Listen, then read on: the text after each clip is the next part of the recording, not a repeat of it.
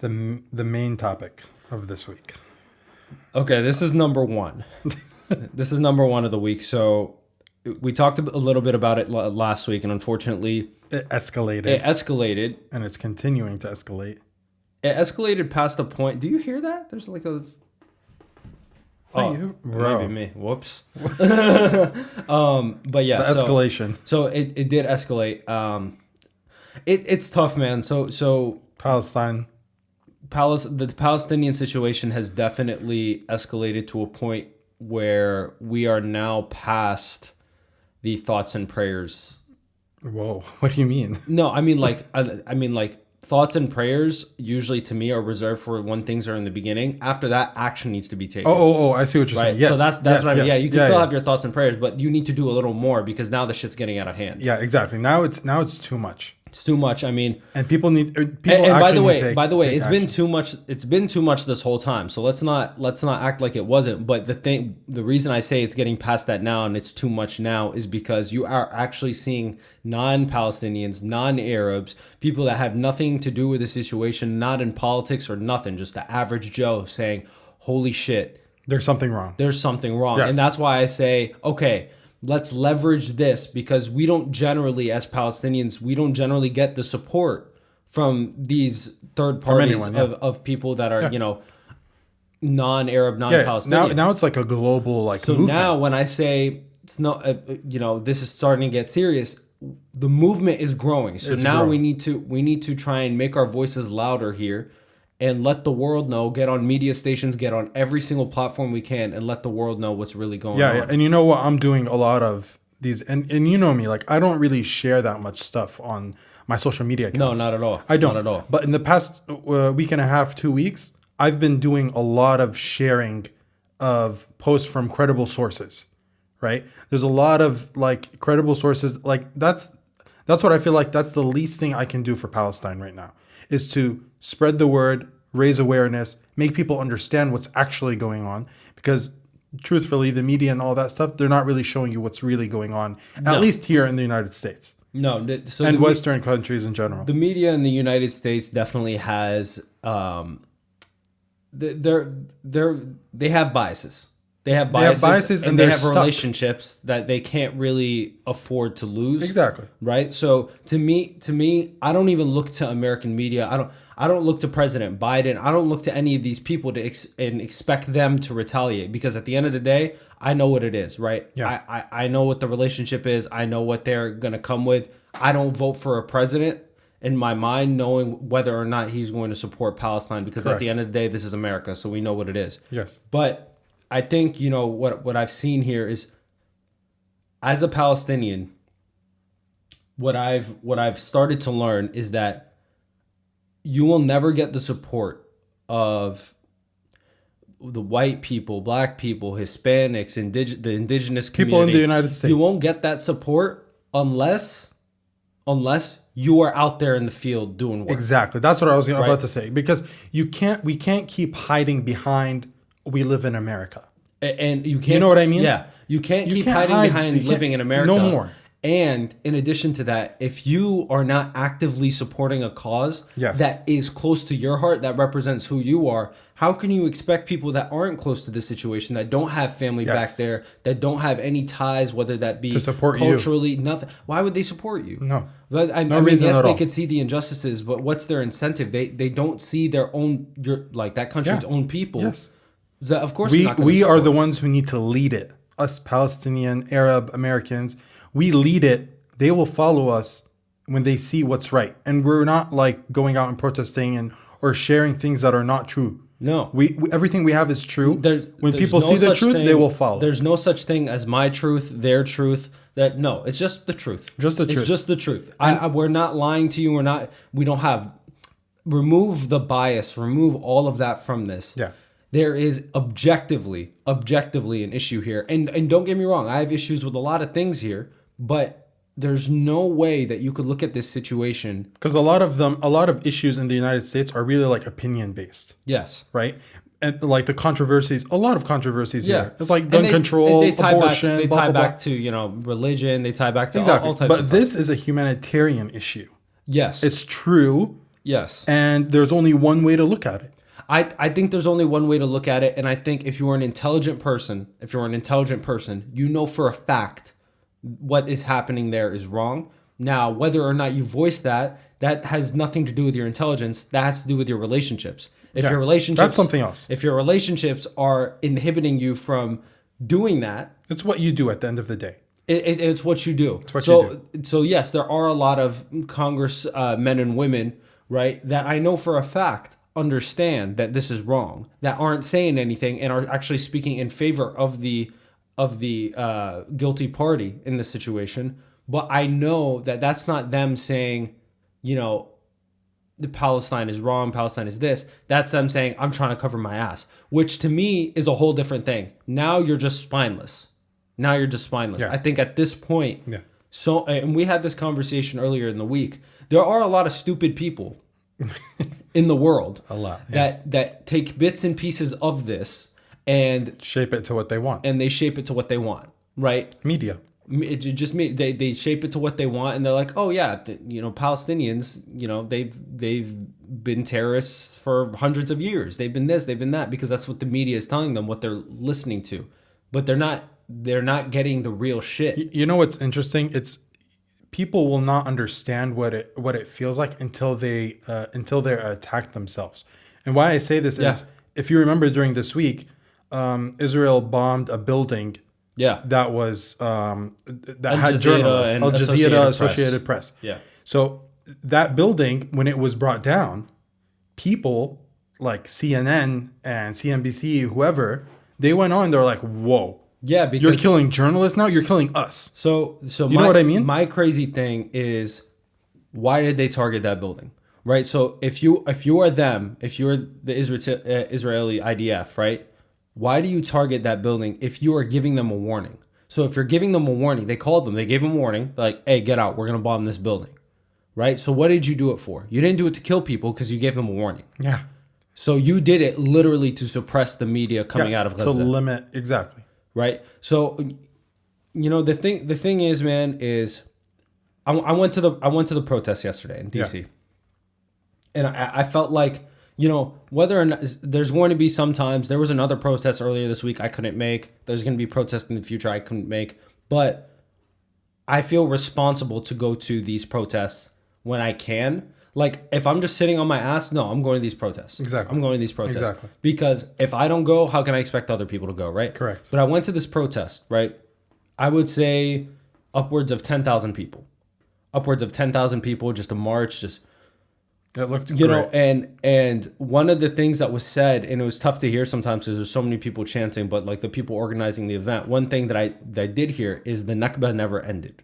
Yes. This is the 73rd anniversary of 1948. This past weekend. Which was Saturday. When the march occurred. But the nakba never ended, because look at what we're seeing here. Look at what we're seeing today. And for those of you that don't know the nakba, it's a continuation. The nakba began in 1948. Okay, that was the day. They call it, nakba means catastrophe in Arabic. So that's when the first wave of occupying Palestine happened. That's when they moved in and they were telling everybody, no, you got to move from your homes. This is our shit now. Essentially, what we're saying is that never ended. Yeah, right. It's still continuing till today. It is 73 years later. It's crazy, unfortunately, but. If you guys really do care about the truth and what's going on, and you want to spread the word and raise awareness, I suggest you follow people on Instagram like Talk About Palestine or IMEU. I'll put the links up on our social media pages so that you guys can search them and share them. Yeah. And what I like is that a lot of people are using the same sources, and those sources are credible. Yeah. So I suggest you take those, you share them, because you're bound to affect one person that you have. I just want to shout out all of my non-Arab, non-Palestinian friends, and actually I want to. I know a lot of people who have been sharing it, who are not Arab, who are not Palestinian. But let me tell you what bothered me. What bothered me is the people that didn't share it, because a lot of the people that I don't see sharing happen to also be Arab. Well, I mean, And there's and trust It depends and why, believe, and I feel, and I'll trust tell and you why. believe there's circumstances why within each respective country. Yeah, Right. yeah. Because there's certain shit you could say in certain countries. There's Yes. certain shit that you can't say in certain countries. Yes, 100%. I understand that, and people are forgetting that. Some people will think, well, you know what? No, I don't want to get into politics. I don't want. This isn't politics. This isn't. This is just human rights. Yeah. And if you're for human rights, Yes. then you should raise your voice. To me, it's a human rights like, issue. It's like not when political. they were doing the Black Lives Matter protest this past year. Yeah. It's not a debate what's happening. It's not a debate. Like, it's not a debate what's happening. So we I don't all understand. shared it. We all supported it. We are with them. You know what it is? It's gaslighting. So gaslighting, you know what gaslighting is? No. Gaslighting is essentially when you get into the mind of a person and invalidate their emotions by saying, "Oh, you're crazy," or "Oh, no, this isn't happening." Oh, no. yeah. That's what it is. And they gaslit minorities like the Black Lives Matter, like Black Lives essentially. But with the Black Lives Matter protest, we saw the result. With the Palestinian protests, you see the result. Yeah. If you continuously invalidate my emotions while social media is continuing to grow and our reach, our expansion of our story is starting to hit the masses, you're going to see people that are going to refute that claim. Yeah. I mean, look, for me, this is a question that I don't want to put this question on you as a burden, but just think about it for you and our viewers. For the Black Lives Matter, right? Mm-hmm. For Black Lives Matter movement, mm-hmm. It was all triggered by the George Floyd killing, right? Let's just say that's what struck the movement. You mean the one that happened past year? In the past year. Yeah, okay, in the past year.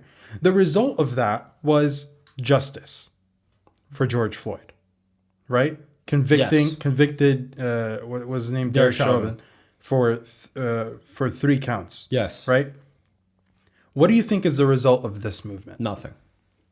You don't think nothing will happen? No. Nothing at all. Mm-mm. So I agree with you. Okay, but hold on. Let me explain this because I don't want to seem like this guy. No. You're not this guy. We understand. I understand. You understand, but they might not understand what I mean by that. So let me just explain. When I say nothing, I mean there will not be a direct result of policy change or anything as a result of these protests. Of course not. But what we can do, is if we continue to have our voices be heard, eventually that pressure is going to reach. But I'm telling you from experience, as someone that's seen this shit happen a million times. Now, obviously, never to the degree that I've seen it now, but it's continuously growing. But let me tell you, let me ease your mind. Nothing is going to happen this time, but don't get discouraged because once you get discouraged, that's how we lose. I was just going to say that. That's how we lose. If this is the start of this kind of movement, it has to continue. And it has to be peaceful. Yeah, and history, we've lived this. Palestinians have lived this for the past 73 years, mm-hmm. right? When movements like this happen, give it a month or two, and then it just dies. I think a big thing that I said, and they said at the protest on Saturday, it said, please, please, please, do not engage with counter-protesters. Do not engage with the police. This is a peaceful protest. Yes. In the United States, and I don't like being this guy, but in general, when it comes to minorities, these top-level guys, these authority figures, these, whether it be the police, whatever, sometimes it feels like they're just looking for a reason. Yeah. They're just looking for a reason. They want to catch you slipping one time, and then it's over for you. Yes. They want to catch you paying with a fake $20 bill so they could choke you out with their knee on the floor and kill you in front of hundreds of people. Right. Right? They want you to give them that opportunity sometimes. And I'm not saying all of them, but there's a good amount of them. And I'm not talking about just cops or whatever. I'm talking about people in authority. They are just looking for a reason to fuck you up. Okay? So please don't give them that reason. On behalf of all Palestinian people, I'm talking about in America, because this is how we fight this in America. Please do this peacefully. Yeah, don't be so stupid. We can continue to build our network. We can continue to build people in and grow. We don't want the media attention to be Palestinians are destroying embassies. They're doing this. It's about raising awareness. That's it. That's what we're doing. We have to raise. This has to go slow, because the immediate action shit that doesn't work with this level of politics. You can't convict somebody. Yeah, exactly. And always try to just keep pushing the content. Keep sharing. Keep keep raising awareness. And be smart with how you share, because you can't share 30 things a day. People are going to be like, okay, this is just too much. I'm not going to read all this shit. Yeah. But don't share from uncredible sources. Yes, please. Don't credible sources, and make them short but impactful. Yeah, to me, especially on this topic, CNN and local news networks are not credible sources. At this point, no, it is not. They're not, because they're not telling the story. It's like if you wanted to get real like election analysis, right? Yes. You don't go to Fox News. No. You don't go to CNN. And I'm talking about before the results even came out. Because there's just obviously just 100% bias between those two. Yeah. It's obvious, right? So if you're trying to get impartial shit, you can't go to these networks that have relationships, that have special interests, right? Anyway. Yes. So I went to the protest. It was great. Hopefully I get to go to ones in the future. I'm seeing protests all over the world. Yeah, man. if there's a protest, go. Yes, try your best to go. And again, please be peaceful, because at the end of the day, your actions, especially for the the non-Arabs and non-Palestinians, your actions will not be a reflection of your people. They will be a reflection of ours. Exactly. Right? And while that might be true in certain cases, at the end of the day, if there's violence at a Save Sheikh Jarrah protest, or end the occupation protest, or some shit like that, they're looking at, okay, what was this for? Palestine? Okay, Palestinians, you're violent now. That's not where we want to be. Exactly. This is peaceful. This is diplomatic. We are just trying to get this conversation going. It is not our job to retaliate in that way, right? No. It is our job to do this in the way that people listen, right? And it's going to be a slow burn. It is not going to be a quick fix. So please... Based on our history. Exactly. There's no fix. No. Don't even look for fix. Look for raising awareness. Exactly. Set small goals, achieve a large set of small goals, and knock them off one by one, because that's going to give you confidence to knock off the next one. I'll tell you why. I'm sorry. No, go ahead. I'll tell you why raising awareness is important at this stage right now. Mm-hmm. Raising awareness, because people now understand there's a lot of humanitarian issues happening in the world, and that's the topic in our generation right now. Our generation, Gen Z. So how are they gonna act on the Palestinian-Israeli issue, right, if they don't know it? Absolutely. And they don't know what's actually going on. And that's why you bring up the great point of, you need to make sure they're credible sources. I said, Palestinian people. Make it short and sweet, because some people, they're going to be like, this is too much posting, I'm just going to skip through this story. No. That's not how you share content. Have you ever taken a class where, or even in work, when they're like, okay, you need to put a PowerPoint deck together, right? You're not putting a PowerPoint deck together with 200 words on it. 3 or 4 just sound, 3 or 4 summary. bullets, nice visuals, so that's, nice colors. I love that you said that, because when this first happened last week, I would like share posts from these credible sources, but like I'd share like 10 or 15 of them at a time. Yeah, no, you have. So to be then I cognizant. realized this like earlier last week. I was like, you know what? I see the views. I see that it's going down each time. I'm like, you know what? No, I want that 300, 500 people to see the first one, and that's it. Yes. If it's good. If you have another one, do that. But don't bombard it. Every day, 1 or 2, you're done. Yeah, that's credible sources. You have to credible sources, short and sweet, and we'll easily link. I'm gonna link. Absolutely. I'll link the credible people or the credible pages on. We'll Facebook put a post. And Instagram. We'll put a post on our social media with a few of the links. But that's all I'm trying to say, because you are trying to capture the attention of the masses. You do not do that with articles. You do not do that with long paragraphs. Very true. Even though I appreciate it, I read them because I'm close to the situation. But not everyone does that. But when you're trying to do customer acquisition, that's a bad sales pitch. I'm just saying it for what it is. I understand. Yeah. So let's set short-term goals. Let's do raise awareness. Raise awareness. Let's do what we can. Share credible sources. All right. Thank you. Okay, so off of Palestine for a second, and that was a great conversation.